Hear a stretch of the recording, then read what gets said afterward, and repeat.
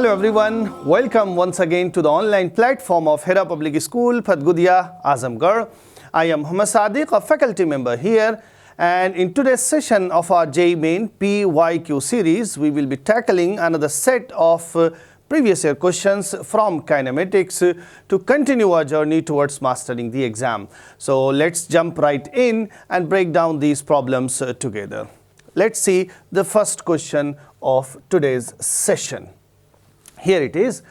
It says a projectile fired at 30 degrees to the ground is observed to be at same height at 3 seconds and 5 seconds after projection. During its flight, the speed of projection of the projectile is in meter per second.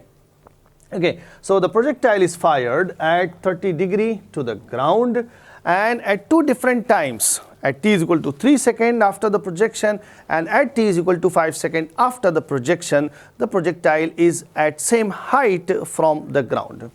So let's make the diagram and understand this. Suppose the projectile is fired from here and it goes on this parabolic path.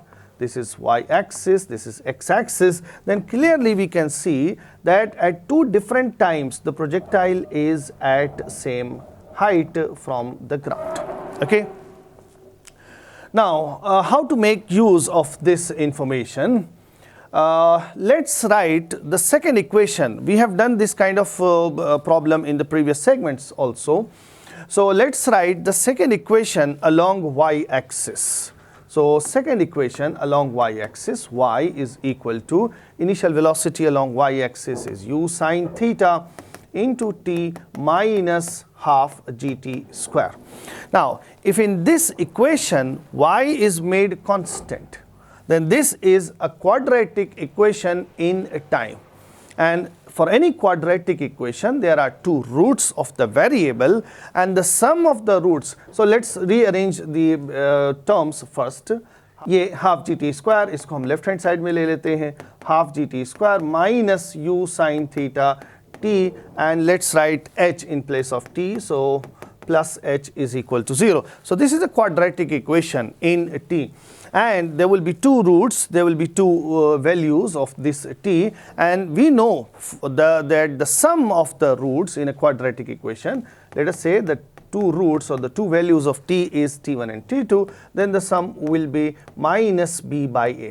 b is the coefficient of this t, so minus, which is minus u sine theta, and minus is also here, so it is u sine theta upon a is the coefficient of t square, which is g by 2. Okay, so t1 plus t2 is equal to 2u sine theta by g, which is nothing but the time of flight. We know that. So the sum of these two times when the projectile is at same height from the ground, starting from the point of projection, t1 ये कहाँ से लिया गया है, point of projection से, and t2 भी point of projection से time लिया गया है, then the sum of these two times is equal to the time of flight. This is an information. Okay. Now हमारे क्वेश्चन में क्या दिया हुआ है कि ये दोनों टाइम क्या है, 3 seconds and 5 seconds. So let's make use of that. 3 plus 5 is equal to 2u and sine of 30 degree, which is half divided by g, which is 10. So 2 and 2 ये यहाँ से cancel हो जाएगा. 3 plus 5 is 80 and 3 plus 5 is 8. 8 into 10 is 80. So u is equal to 80 meter per second. This is the speed with which the projectile is projected. So the answer, it is numerical type question, the answer is 80. Now question number 2. For a train engine moving with speed of 20 meters per second, the driver must apply brakes at a distance of 500 meters before the station for the train to come to rest at the station. If the brakes were applied at half of this distance, the train engine would cross the station with a speed under root x meter per second. The value of x is. Okay, so the train is moving with a constant speed of 20 meters per second. Okay, and when brakes are applied at a distance of 500 meters before the station, train would just come to rest as it reaches the station. So this becomes in fact the stopping distance. From this distance, when brakes are applied, the train would stop after 500 meters. So let us say this is the station, and here is the train, which is moving with a constant speed, and it is at a distance d, which is 500 in the question. So let's write just it as d. And when brakes are applied, train would just stop before the station. Now what is happening that brakes were applied at half of this distance. Okay, जब train यहाँ पर है d/2 distance पर है station से, तब breaks apply की जा रही हैं. Okay, that means the train is moving with speed v. यहाँ से यहाँ के बीच में ब्रेक्स अप्लाई नहीं की गई थी. अगर यहाँ से ब्रेक्स अप्लाई की जाए तो d डिस्टेंस जाकर ट्रेन रुक जाएगी, लेकिन हाफ ऑफ द डिस्टेंस पर हम ब्रेक्स अप्लाई कर रहे हैं. सो train would not stop at the station, but it would be moving with some speed, and we need to find that speed in fact. Okay, so this d is the stopping distance. So how do we write stopping distance? It is simply u square upon 2a, and from here we can find the retardation produced in the train. So a is equal to u is v square upon 2 into that distance d. This is the retardation. Now the train is moving with speed v, and the distance from the station is just d/2. So what is the speed when the train reaches the station? So let's make use of the third equation. V square is equal to u square plus 2as. We need to find that final velocity. Let's write it v dash, and initial velocity is v square plus 2 times acceleration. Acceleration is v square upon 2d, and this distance s is now d/2. Okay, so 2 और 2 यहाँ से cancel हो जाएगा, d और d यहाँ से cancel हो जाएगा. So this is v square plus v square by 2, which is 3/2 v square. So v dash square is 3/2. Now the speed is given as under root x. So what is the speed? V dash is equal to under root 3/2 v square. Okay, and this value is x.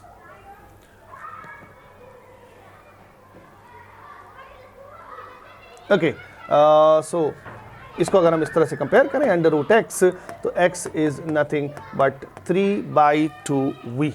Okay, so this is the answer to the question. Now the next question, it says two bodies are projected from the ground with same speeds 40 meters per second at two different angles with respect to the horizontal. The bodies were found to have same range if one of the body was projected at an angle of 60 degree with horizontal, then the sum of maximum heights attained by the two projectiles is. Okay, so हमें ये दिया हुआ है question में that there are two bodies, they are projected with same speed 40 meters per second, but they are projected at such angles that the ranges are same. And we know what are those angles. Those are simply complementary angles. So if one of the angle is theta, then the other one is 90 minus theta. Okay, now at these two projections, at these two angles of projection, the heights will be different. Let us say the first height is h1 and the other one is h2. h1, say it is at angle theta. So what is the formula for the maximum height? It is u square sine square theta upon 2g. So this is the first case. So this is height at the angle of projection theta. Now what would be the height at the angle of projection 90 minus theta, the complementary angle? U square sine square, now 90 minus theta divided by 2g. Now sine 90 minus theta would be simply cos theta, so it is cos square theta.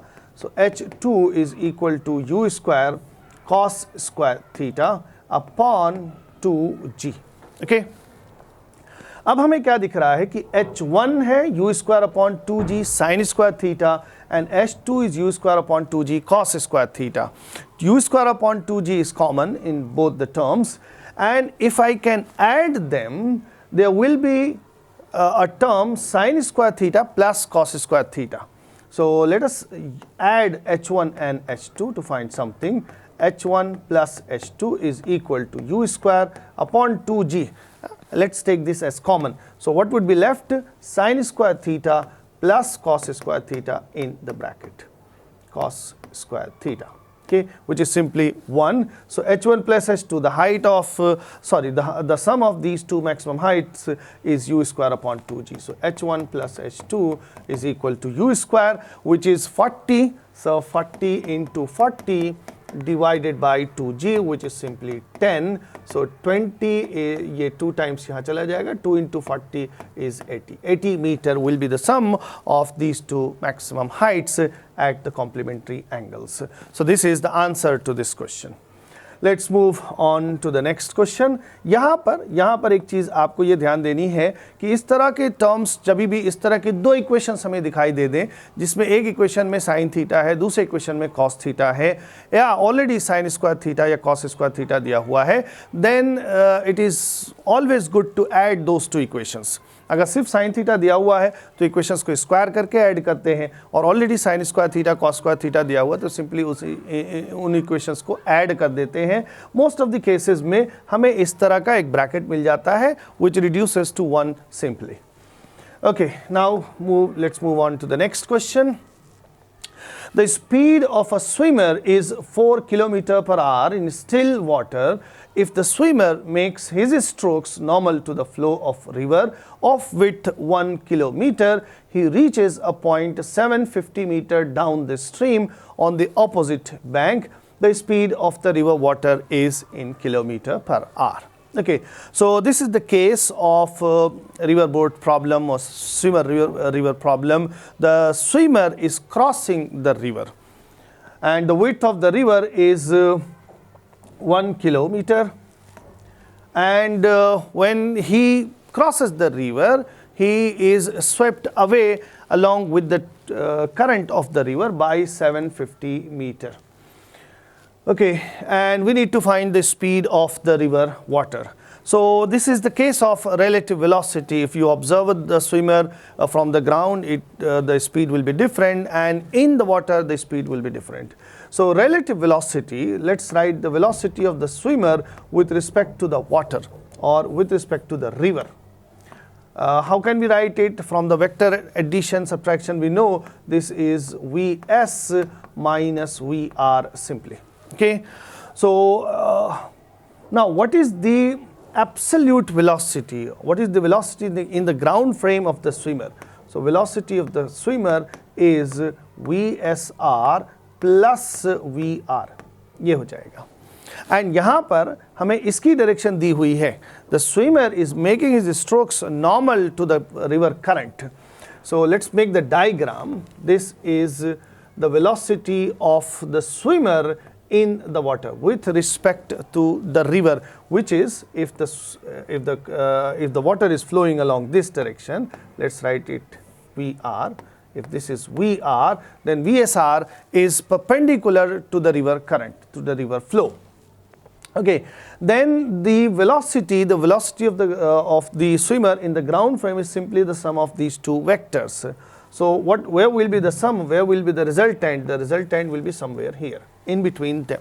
Okay, so this is the velocity of the swimmer in the ground frame. Now from here we can see that these two vectors are in fact the components. If this is the resultant, then these two vectors are the components of this vector. Okay, and what are these components doing? Due to this component, the swimmer is moving along with the current, along with the flow, and with this component the swimmer is crossing the river.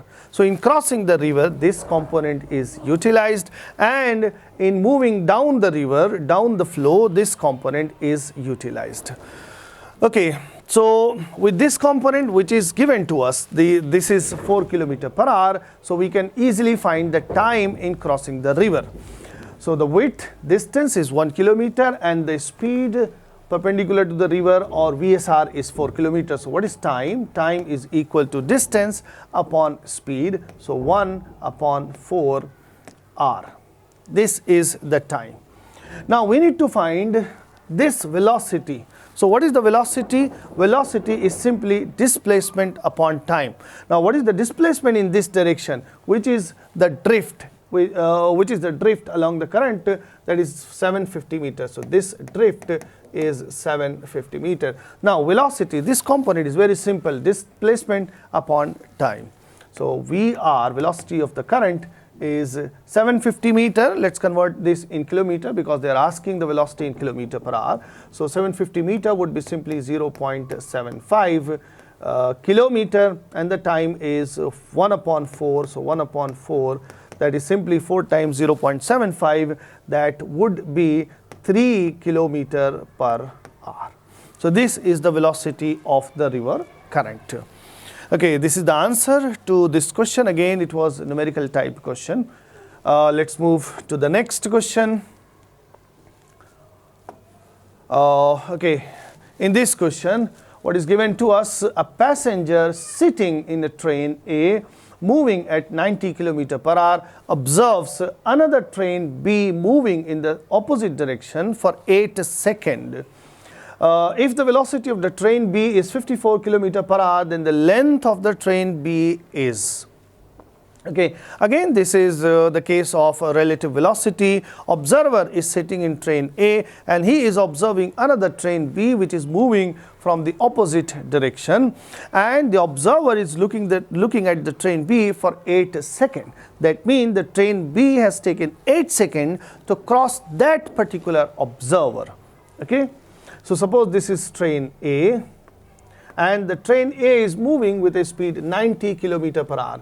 So 90 km per hour, इसको अगर हम 5/18 से multiply करें, so this would be 25 meter per second, and if you multiply this value with 5/18, this is 15 meter per second. Okay, so train A is moving with a speed 25 meter per second. And train B is moving opposite to this, but we have to see that the observer is sitting at some location in train A. Now train B would cross the observer. Okay, so this is the instant when train B is starting to cross that observer. So this is the starting instant. Sorry, this is for the train B, and at the final, let's make the diagram here. When the crossing is just completed, the train B would be here. Okay. So this is the instant when the crossing is being initiated, and at this moment the crossing has been completed. So what is the distance moved by the train during these 8 seconds? So what is the distance? Suppose this front part of B is now at this line, and after that 8 seconds the front part is here. So what is the distance actually moved by the train B is the length of the train B itself. Okay, so during these 8 seconds the train B has moved a distance equal to its length with respect to the observer A. Okay, so we need to find that length. So simply length is equal to speed into time. Distance is equal to speed into time. So the length L is equal to speed into time. Now, what is that speed? This is the time with respect for the observer A. So we need to find the speed for the observer A. Now they are moving in opposite directions. So just add these two speeds. 25 plus 15 is 40 meter per second. So with respect to the observer A, observer in the train A speed, the train B is moving with a speed 40 km per hour, and with speed 40 km per hour in 8 seconds, the distance covered would be simply 40 into 8. So this is 320 meter, which is actually the length of the train B. Okay, so options. Which option? The option number 4 is the right answer. Next question, and the last question of today's session. Two trains A and B of length L and 4L are traveling into a tunnel of length capital L in parallel tracks from opposite directions with velocities 108 km per hour and 72 km per hour respectively. If train A takes 25 seconds less time than train B to cross the tunnel, then the length L of the tunnel is. And L is given to us as 60 times the small l. Okay. So the speed, what they are asking, the length of the tunnel. So length is given in meters, so let's convert the values given to us in meter per second. So 108 kilometer per hour would be 30 meter per second. This is 30 meter per second, and this is 20 meter per second. This speed is 20 meter per second. Okay, so there is a tunnel. Suppose this is the tunnel. Train A is entering that same tunnel, and B is also entering the same tunnel, but they are entering from the opposite sides. So this is train A and this is train B. Train B, they are just entering the tunnels, okay, like this. And length of the tunnel is L. Okay. Now again, at what time we will say that A has crossed the tunnel?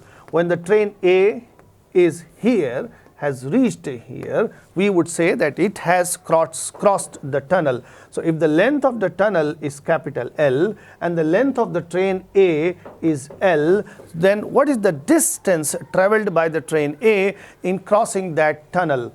Now, so suppose this, let's take the front part. The front part is here, and after crossing the tunnel, the front part is here. So what is the distance? Capital L plus the length of the train itself. So distance moved by A in crossing the tunnel is capital L plus small l.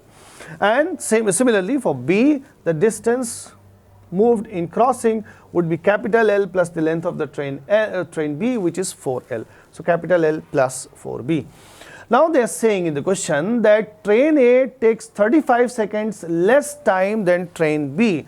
So let us say if train B is taking time TB, then A would take 35 seconds less time. So time taken by A is 35 seconds less than that taken by the train B. So that means I can write TB minus TA, TB minus TA is equal to 35.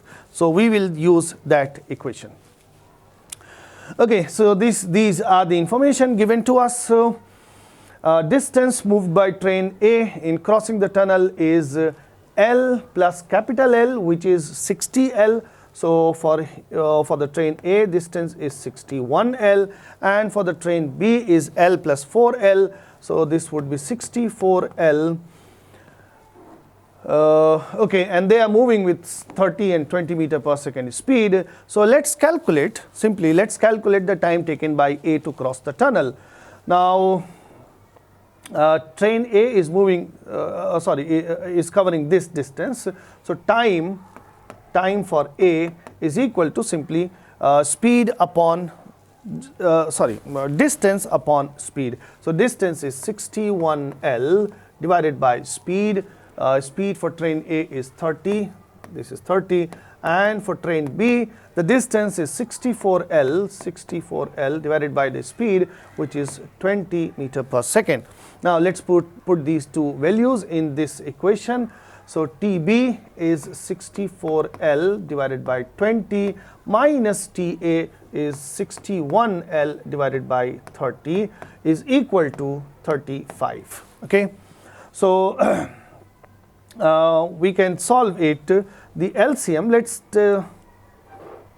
let's take 10 from the denominator as common and multiply it here. So this is 64 by 2.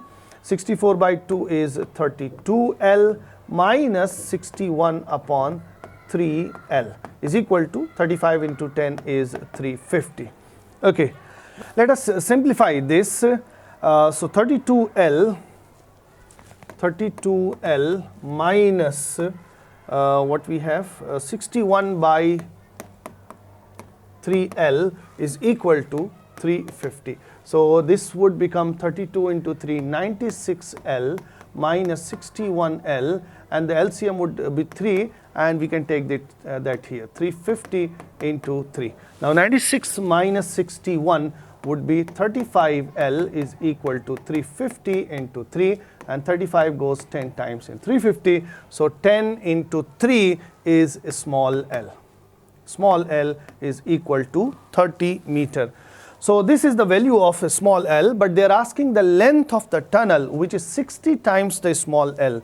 So the length of the tunnel, capital L, is 60 times the small l, which is 30. So this is 1800 meter is the length of the tunnel. So which option? Option number C, option C is the right answer. Okay, so this is it for today. We have done today questions from relative velocity, swimmer river problem, and train crossing each other. So the concept of train crossing each other is very important. We have to understand when the crossing is completed. When the crossing is done for a point, the train is crossing a point, then the length traveled by the train will be equal to the length itself. And when the train is crossing another train, we haven't discussed that. Okay, let's discuss that briefly. Suppose this is train A and this is train B. Okay, its length is L1 and the length of the train B is L2. Now they are moving in opposite direction, and at this instant crossing is started. And when has the crossing completed? When the rear part of train B will be just crossing the rear part of the train A. Now, when we use the concept of relative motion, suppose we are calculating, we found the velocity of B with respect to A, then we can take A to be at rest. So suppose train A is at rest and B is crossing A. Now, sorry, this is A at rest and B is crossing. So B would be here. Then we can say that B has crossed the train A. Now, what is the distance traveled by B in crossing the train A? This is the front part of the train B, and the front part is here after the crossing. So the distance between these two lines is simply the length of train B and the length of train A. So when two trains are crossing, in crossing each other, they will travel a distance equal to the sum of the sum of the lengths of the two trains with respect to each other. Okay. Suppose a train is crossing a platform. This platform is of length L, and a train is crossing. Suppose this train is A, and A is crossing the platform. Now this is the instant when the crossing is started, and at this moment the crossing has been completed. So what is the distance traveled by train A? Length of the platform plus the length of the train itself. Okay. So in crossing a point, the distance moved by the train is equal to its length, and in crossing some extended object, the distance would be equal to the sum of the lengths of the train and that extended object. Okay, so I hope कि आज का session आपके लिए ये useful रहा होगा. Thank you so much. See you very soon.